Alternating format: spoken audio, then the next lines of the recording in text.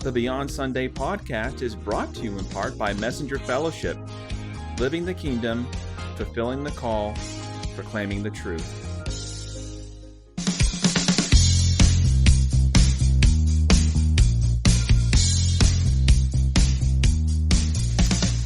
How's it going, guys? It's yours truly, Cameron Fry, with Beyond Sunday, coming at you live on a Tuesday night.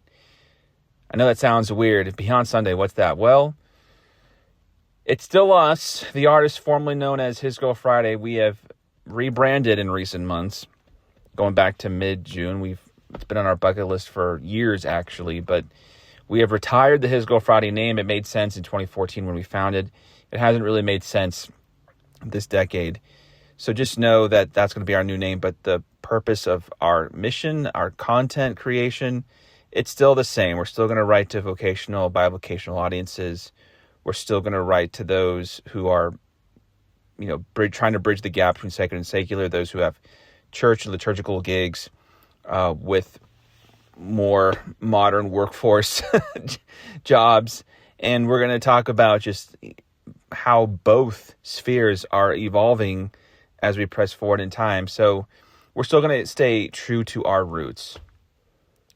We're just going to try and stay attuned with the times and even pray into, Lord, how are you, what do you see? Like, where are we going? Maybe there'll be some prophetic moments as we go through and not just reacting to the present so much. But for today, I want to talk about something that's been brewing in my heart for a long time. And it's really come to a head. It really started around March, and I've been sitting on it for 4 or 5 months. That was an intentional move. I wanted to make sure that I scaled this internally before I went out, because I really wanted to make sure that any offense was purged, and I feel like waiting was the right move. So I want to make sure that what I say today, in fact, we're going to pray to start, because I know that I've been disappointed, and there's been a lot of church hurt over the decades, not just years, but decades for me. And I know that some of you listening can relate to that. It's very broad, of course, and the minutia of church hurt varies from person to person, place to place. But I think we could all agree that there's some important questions we need to ask, and it's okay to wrestle with them. And it's okay to wrestle at times in public, not to make a scene, of course, but just to be there for other people and encourage the saints, encourage one another in scripturally holy ways, in holistic ways. One of the questions I've been wrestling with, what should people encounter when they encounter the church? Should they leave impressed by our excellence, inspired by our music, encouraged by our preaching, or should they leave saying, I caught a glimpse of Jesus today? That question has been sitting and stewing within me for years, even though I've known throughout my entire life as a believer that the church belongs to Jesus, the bride of Christ. And precisely because she belongs to him, I believe every generation has a responsibility to continually ask a simple question: are we becoming more like Christ? Not just individually in our walks, but corporately together. Are we in situations and settings where we're, as a unit, discovering Christ, becoming more like him without unnecessary weight, baggage, and oppression? There's certainly the type of persecution that we can't control, but I think for some of us, we're having to assess, okay, this is self-induced. This is not how it's supposed to be. And I got to reevaluate. And I'm here to help those, especially who are in those seasons of reevaluation and trying to put things on the table and not rush out the door and start making radical, broad stroke assessments, where you're replacing the banner over you as from love to something else. I get it. Like some, church life, life in the Western church, it's becoming more complicated, it seems, as we go forward in time, and, a form of godliness, but not of it. That verse kind of stands out, where everything just seems like we're trying to attract people more than anything. we're trying to draw people in, we're trying to be a magnet, but for influence, for, basically the church has become another for-profit operation. And I think for many believers who are discouraged, they're looking for the church to be set apart, not just a light shining as a city on a hill, but something that really houses the power and presence of the Lord, that balance of spirit and truth. And we've kind of lost our first love appetite, but how do we even get there? How do we even find ourselves in the situation? Some of us are trying to hold on with all our might, with both hands at the wheel. But like, well, God called me here, and you're wanting to stay obedient, and you're staying straight true, and I applaud you for that, but you're just compelled to be like, okay, this is a fork in the road, this is an intersection, I can't deny it. Lord, which way do I go? Just tell me which way do I go, and I will follow. That summary, that is the demographic my heart burns for and yearns to encourage tonight. When I read the New Testament, I don't simply see people attending services. I see people sharing meals, bearing one another's burdens. So you could star that clause. We can come back to that later. I mean, who has time to bear one another's burdens these days, right? Except our besties, except maybe our immediate fams, right?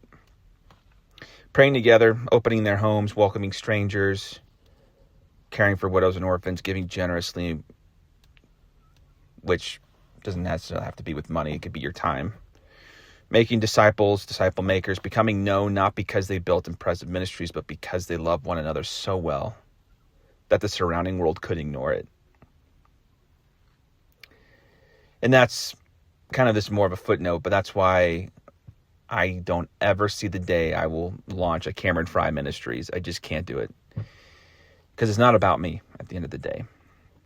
And I am not one to build a ministry that, how a lot of churches function. There's the ministerial component and there's the flock component. I just think there's far too many churches, especially in the Western part of the globe, that is wanting to brand and market Christianity, brand and market faith in a way that brings people into a sanctuary where amazing things could in fact happen. But even when they get there, how are we even facilitating? How are we stewarding the power and presence of the Most High, the Alpha and the Omega? Like, we may have sincere pursuits. Like some churches may in fact really be gifted in the areas of outreach and evangelism. But is the culture internally that of let's get filled, let's get high on what fills us? That we just got to be careful. We really do. The church was never supposed to be just a gathering. It was a shared life. Again, Acts 1-4, early church. I loved talking about this when I was a youth pastor. Early church, I mean, you just take a snapshot in your mind, and the picture has caused me to wonder if we even unintentionally settle for something smaller than what Scripture describes.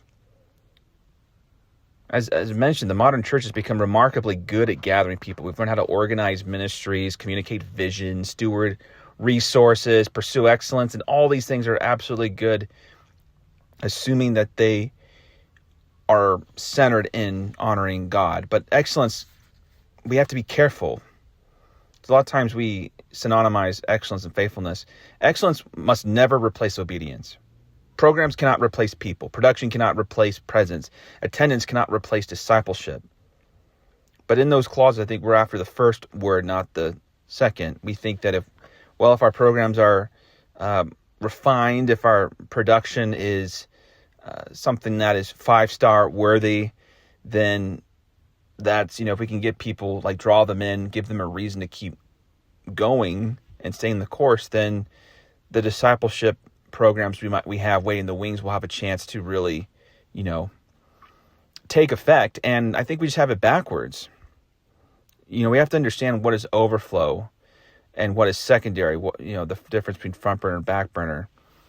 Jesus never commissioned his followers to build impressive institutions. He commanded us to make disciples. Paul reminds us, I planted, Apollos watered, but God gave the growth. Faithfulness belongs to us. Growth belongs to God. I'm not hating on excellence. Please don't hear that. Excellence is, if we're going to be faithful to something, be excellent in it. But just being candid, trying to be humble at the same time, I think there are many churches who are prioritizing and even cutting certain things off of their missional execution. They're prioritizing things so that growth can happen, but they're putting growth ahead of God somehow. Whereas we're just assuming God has given us the green light without really praying into it. That's what I want us to be careful with. It's okay to crave growth, to desire growth, but for what? Like, what is the reason? Like, if God were to give you twice as many people, would you know how to answer that hypothetical? If God multiplied your attendance overnight, what would you do? Do you have a game plan for that? God willing, it's not about the money so that, operations and salaries can be paid. I understand that some institutions, they need that. That's their livelihood, and that's not the area I want to get lost in today, the weeds. Like, there's some people who think that the work of the ministry should, there shouldn't be a fee for service there. And honestly, I don't fully know how to even talk on the matter, because for me, I've always been, ministry has been more of the side hustle where it's been kind of a stipend a month, and it's never been a stipend that I can live off of. So for me, I know what I've experienced, and it's easy for us to be like, well, that's what I'm used to. But I think we have to be mindful of why we want growth to happen, and it can't just be for our gain and the gain of our surroundings, if you will. I wonder if many of us, and including me at times before, have unknowingly approached church more like consumers than disciples. We ask, did I enjoy the worship? Did the sermon encourage me? Did I feel fed today? Those aren't wrong questions. They're just incomplete. What if we ask instead, who did I encourage this week? Whose burden did I help carry? Who experienced the love of Christ through me? The church was never meant to function like a spiritual gas station where we stop once a week to refill before returning to life unchanged. The gathering was never the destination. It was the beginning.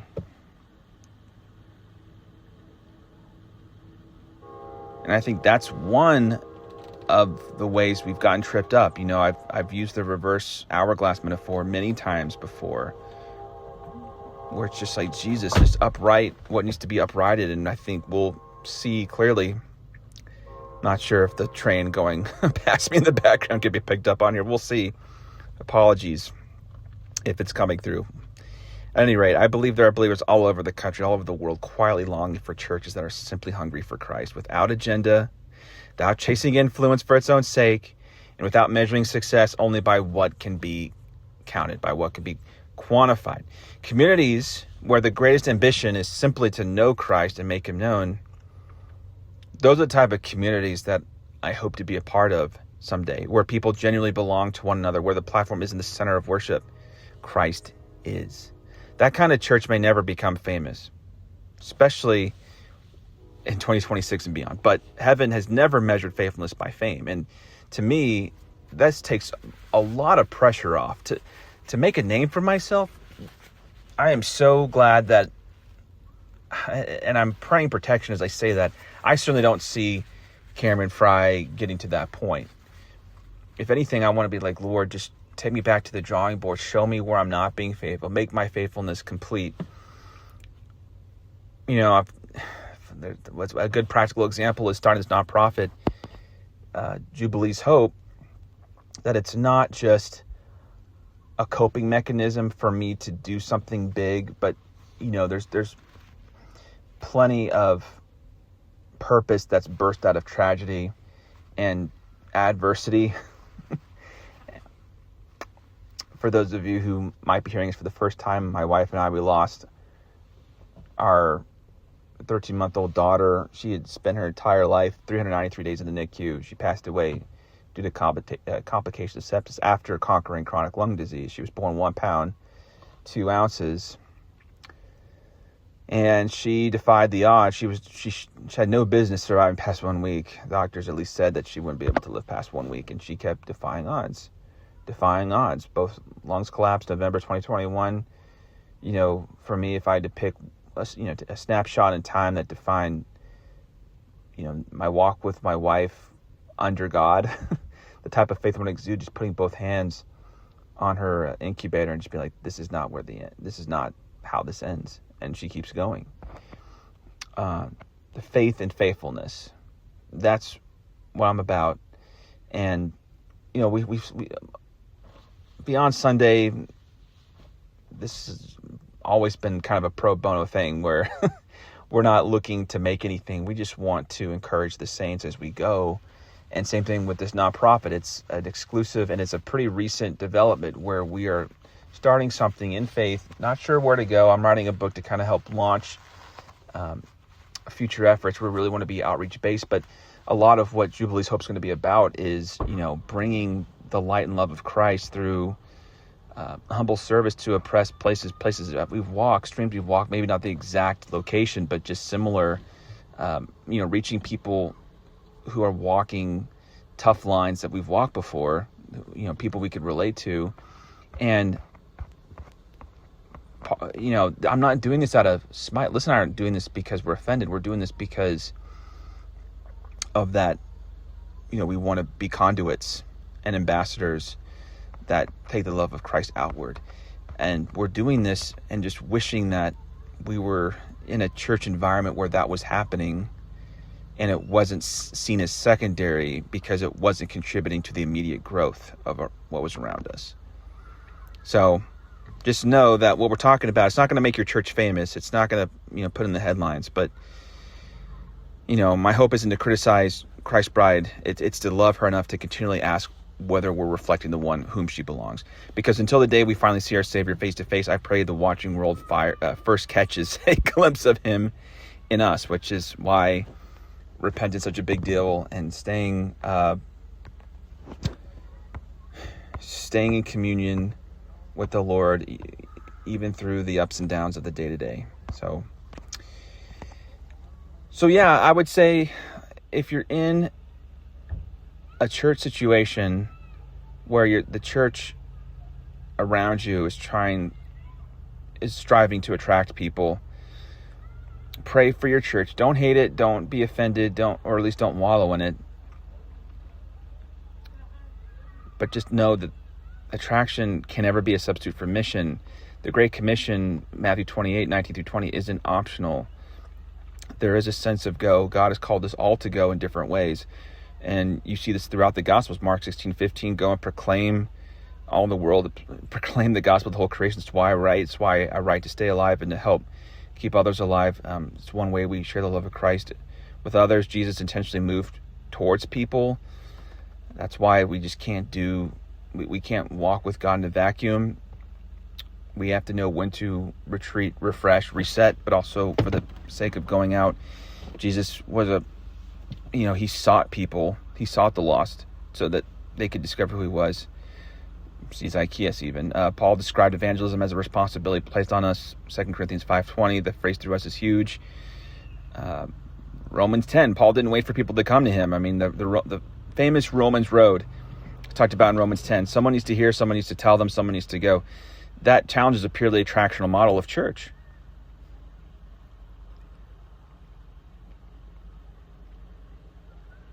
I think it's worth, and I'm not trying to promote entitlement, I'm just wanting us to know, Lord, what can you tell me about where I'm at? But for the sake of being obedient to what you've called me to, not because I'm desperate for the escape route.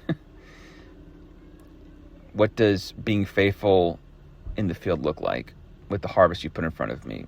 what does tending the harvest look for me in the first place? How do I foster and facilitate, look after this field that you've called me to be salt and light in? How do you want me to be salt and light? I mean, Matthew 5, the Beatitudes, it's not just to some. We are all called to be salt of the earth, light of the world. And salt doesn't accomplish much if it leaves the shaker. Light isn't particularly useful if it's hidden.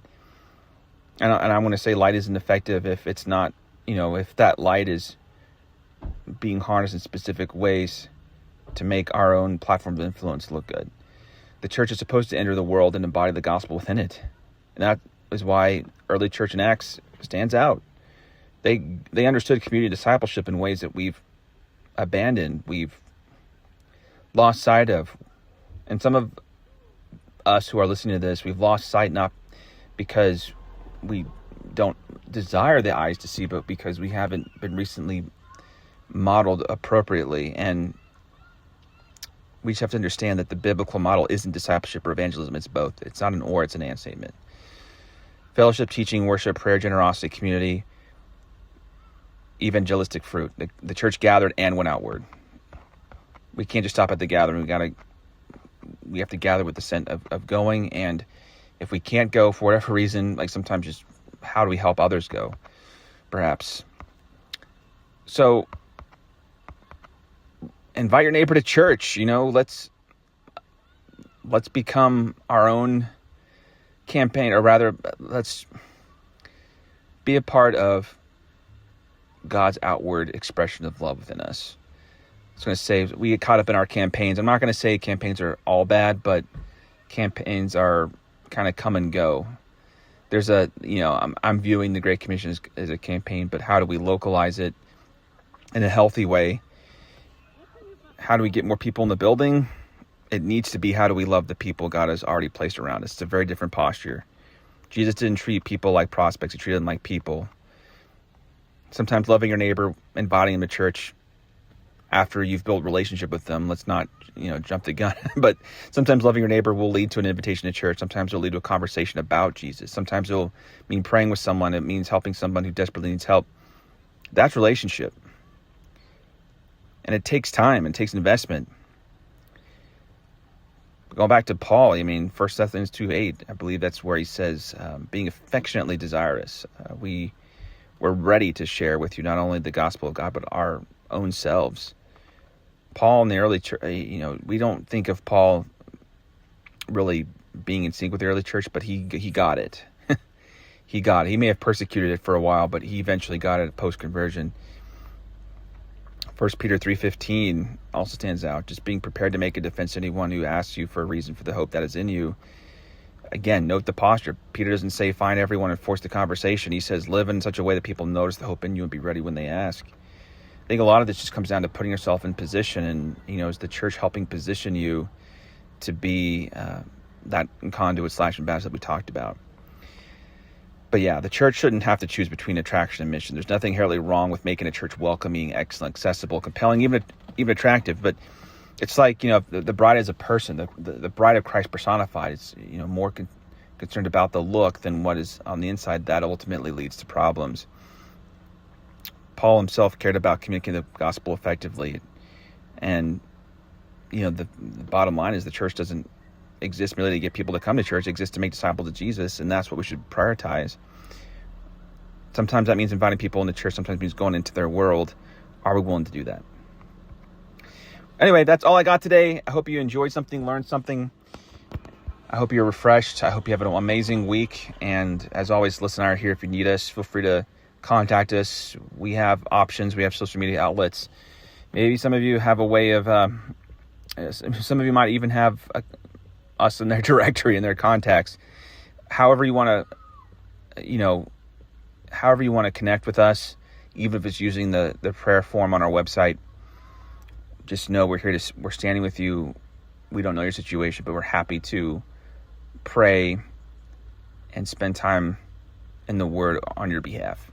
So, with that said, as I always say, I'll catch you on the fry. Be blessed in all you say and do. Love you guys. Peace.